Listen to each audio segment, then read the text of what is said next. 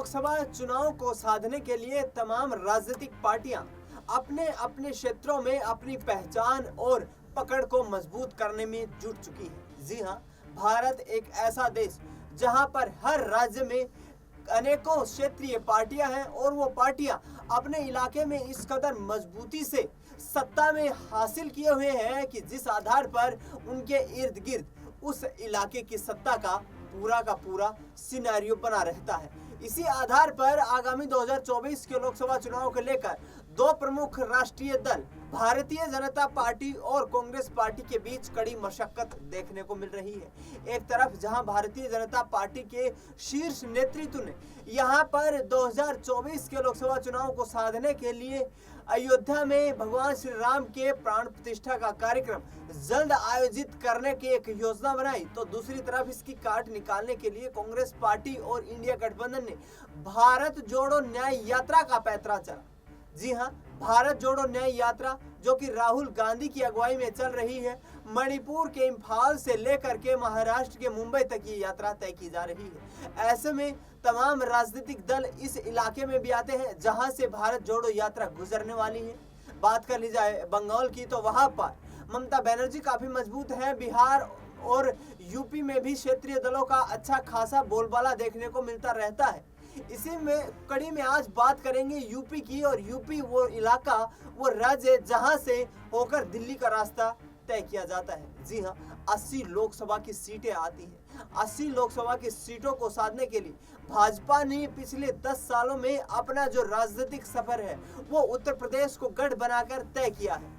अब यहाँ पर इंडिया गठबंधन भी अपनी मजबूती जो बढ़ाने के लिए तमाम दावे कर रहा है, और ऐसे में यहाँ पर अखिलेश यादव और जयंत चौधरी को तो कांग्रेस पार्टी की अगुवाई वाले इंडिया गठबंधन में शामिल कर लिया गया है। लेकिन सबसे बड़ा तुरुप का इक्का जो कि मायावती को माना जाता है, वे अभी पकड़ से दूर बनी हुई।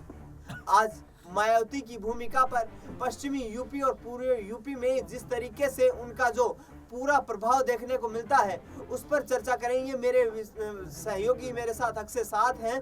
जिस तरीके से मायावती का जो पूरा पॉलिटिकल करियर अभी तक रहा है, जोड़ तोड़ की राजनीति में उनको मुख्य स्थान दिया जाता है, और इसी क्रम में उनको 4 बार मुख्यमंत्री बनने का मौका भी मिला है।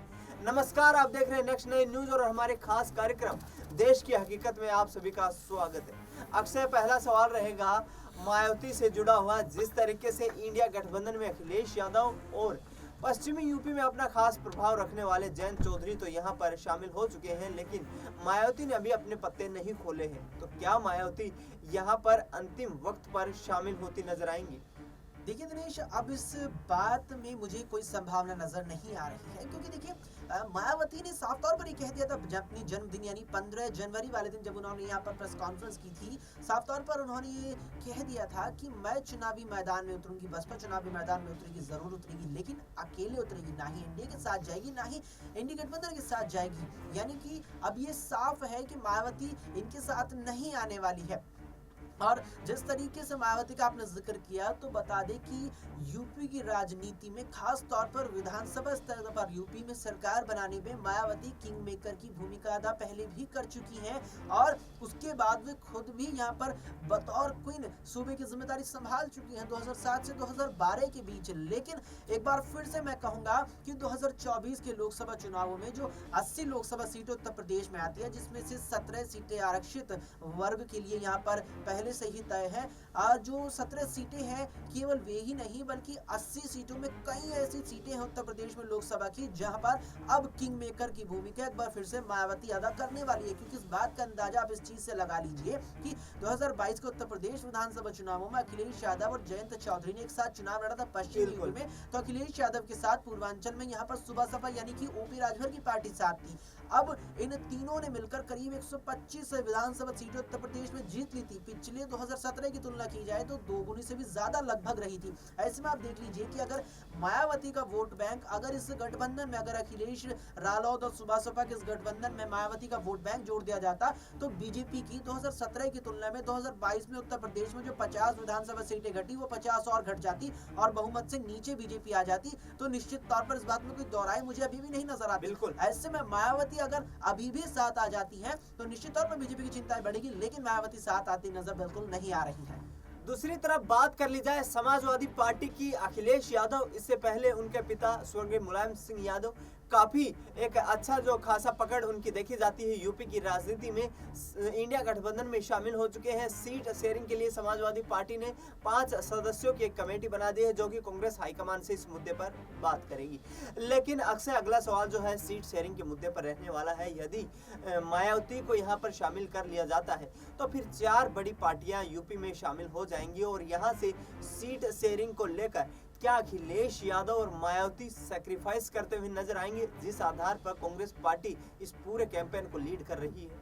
देखिए दिनेश, आप भारत में कहीं भी देख लीजिए, मुझे लगता है कि जाति आधारित यहाँ पर वोटिंग होती है और जाति पर जो एक बड़ा चेहरा निकल के सामने आएगा वो ही यहाँ पर जीतता है। आप ये चीज कहीं भी देख सकते हैं। सीधा अंदाजा इस चीज से लगा लीजिए कि उत्तर प्रदेश की करीब 25 करोड़ आबादी का 10% हिस्सा यहाँ पर यादव समुदाय का, यानी कि करीब 2.5 करोड़, और वो 2.5 करोड़ में आप ये लगा लीजिए कि उसका अगर 50% भी निकाला जाए, उसका उससे भी कम कर दिया जाए तो यादव समुदाय जो उत्तर प्रदेश में है वो सबसे बड़ी संख्या में समाजवादी पार्टी को लंबे समय से अपना समर्थन देता आया है। अब जिस तरह से आपने यहाँ पर सीट शेयरिंग की बात की तो अब तक यहाँ पर केवल 7 सीटों पर सहमति बनी उत्तर प्रदेश में, जो जयंत चौधरी और अखिलेश यादव के बीच बनी है। आपने जिस तरह से कांग्रेस और बसपा के साथ यहाँ पर समझौते की बात की तो उसे मुझे लगता है कि हम जयंत से बेहतर तरीके से समझ सकते हैं। जिस तरीके से अखिलेश यादव जयंत चौधरी को 7 सीटें देने पर राजी हुए, आप गौर करेंगे तो यहाँ पाएंगे कि जो 7 सीटें उत्तर प्रदेश में जयंत चौधरी या कहीं के आरएलडी को समाजवादी पार्टी ने दी है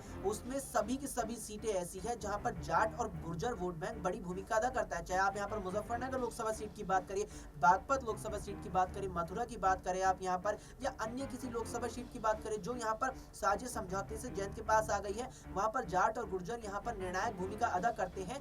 वही देखते हुए जयंत को ये सीटें अखिलेश यादव ने सौंपी है। अब यही चीज आप मायावती पे ले लीजिए या फिर कांग्रेस पे ले लीजिए, कांग्रेस 20 सीटों की मांग कर रही है। अब देखिए 2 चीजें यहाँ पर क्या आती है निकल करके। सबसे पहले तो ये है कि सीट शेयरिंग सबसे पहले इस आधार पर होगी कि कौन कितनी सीटें मांग रहा है। कांग्रेस यहाँ पर 20 सीटें मांग रही है तो मुझे नहीं लगता कि 20 सीटें अखिलेश देने को राजी होंगे, क्योंकि अब यहाँ इंडिया गठबंधन के पास उत्तर प्रदेश में 80 नहीं 73 सीटें बची है, क्योंकि 7 अब जयंत को दे चुके हैं। अब 73 सीटों में अगर 20 सीटें सपा यहाँ कांग्रेस को देती है तो क्या अखिलेश केवल 53 पर चुनाव लड़ेंगे, जो अब तक 65 सीटों की बात कहते नजर आ रहे थे। तो ऐसे में मुझे लगता है कि कांग्रेस 15 सीटों तक यहाँ पर अपनी सहमति बना लेगी, या 12 से भी 15 या 12 से 15 तक का जो एक आंकड़ा है यहाँ पर कांग्रेस सहमत हो जाएगी और अखिलेश भी उसमें शेष सीटों पर सहमत हो जाएंगे। लेकिन फिर आती है मायावती की बात, तो देखिए बिल्कुल यहाँ पर स्थिति नजर नहीं आती, क्योंकि अगर मायावती इंडिया गठबंधन में आती है तो कम से कम 30 लोकसभा सीटों पर यहाँ अपने प्रत्याशी उतारने की मांग करेगी। और अगर 30 सीटें वे मांगती है, 7 जयंत की हो जाती है, 15 भी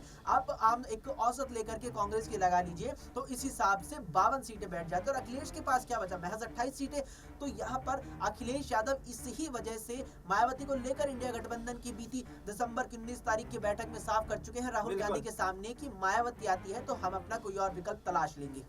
बिल्कुल, तो जिस तरीके से पूरा जो गणित है वो बिगड़ता हुआ नजर आता है, क्योंकि तमाम राजनीतिक दल यहाँ पर मुख्य भूमिका में अधिक से अधिक सीटों पर चुनाव लड़ना चाहते हैं।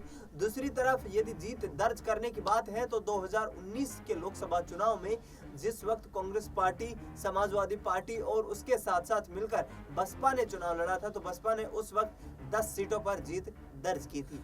अब अगला सवाल और आखिरी छोटा सा सवाल अक्सर ये रहेगा कि यदि यहाँ से बसपा साथ आ भी जाती है तो क्या फिर कांग्रेस पार्टी को इन 3 प्रमुख विपक्षी और क्षेत्रीय दलों के ऊपर वो जिम्मेदारी छोड़नी चाहिए और अपना ध्यान जो है यूपी की राजनीति से जो है हटा करके दूसरी जगह पर लगाना चाहिए जहां पर वो मजबूत स्थिति में है, क्योंकि यहाँ पर फिर कांग्रेस पार्टी के लिए कुछ ज्यादा बचता है नहीं। देखिए दिनेश, दोनों ही बातें इसमें आ जाती है। आप ये देखिए कि अगर मायावती आ जाती है, मान लिया जाए कि मायावती आ जाती है, किसी तरह से अखिलेश और मायावती के बीच सीटों को लेकर के समझौता हो जाता है, तो उसमें कांग्रेस का फायदा क्या? कांग्रेस देखिए मायावती और अखिलेश यादव के जरिए उत्तर प्रदेश में अपनी वापसी चाहती है। और वापसी कैसे होगी? वापसी ऐसे होगी कि गठबंधन के साथ मिलकर के यहाँ पर, यानी कि अखिलेश यादव और मायावती के साथ मिलकर के कांग्रेस जो है उत्तर प्रदेश की जो सियासत है, उत्तर प्रदेश की राजनीति में अपना वर्चस्व दोबारा से पा सके। उसमें अखिलेश और मायावती का वोट बैंक उसे मिलेगा, तो उसके नेता यहाँ पर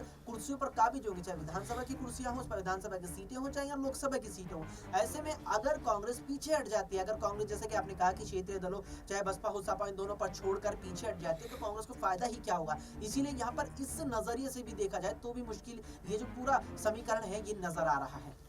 बिल्कुल, यहाँ से समीकरण जो है वो मुश्किल होते नजर आ रहे हैं इंडिया गठबंधन के लिए, क्योंकि 28 दलों के साथ आने की बात वो जरूर करते नजर आ रहे हैं, लेकिन जिस आधार पर आगामी वक्त में चुनाव होने वाले हैं और वहां से तमाम राजनीतिक दल यही कोशिश करने वाले हैं कि उनके ज्यादा से ज्यादा कैंडिडेट जो है चुनाव लड़े, चुनाव जीतकर वो लोकसभा में पहुंचे और वहां पर उनका दावा जो है वो मजबूत किया जा सके। अब देखना यही होगा कि क्या मायावती इंडिया गठबंधन का यहाँ से दामन थामती हैं या फिर न्यूट्रल रहकर जिस तरीके से तमाम दल उनके ऊपर बीजेपी को समर्थन करने का आरोप लगाते रहते हैं, क्या फिर से वही रास्ता अपनाती हैं। फिलहाल हमारे इस खास कार्यक्रम में इतना ही।